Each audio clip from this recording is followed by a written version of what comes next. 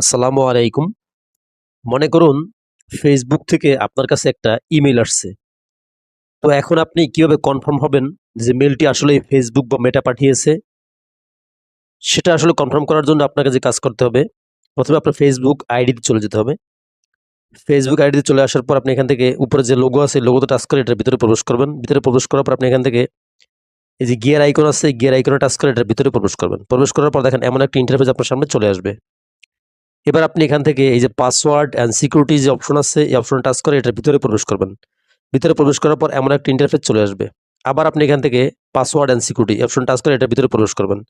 প্রবেশ করার পর এমন একটা ইন্টারফেস চলে আসবে। একটু স্ক্রল করে নিচের দিকে আসলে একটা অপশন পাবেন আপনি এখানে এই যে দেখেন রিসেন্ট মেইল। এখানে টাচ করে এটা করবেন। প্রবেশ করার পর আপনি আপনার ফেসবুক আইডিটি সিলেক্ট করে নেবেন।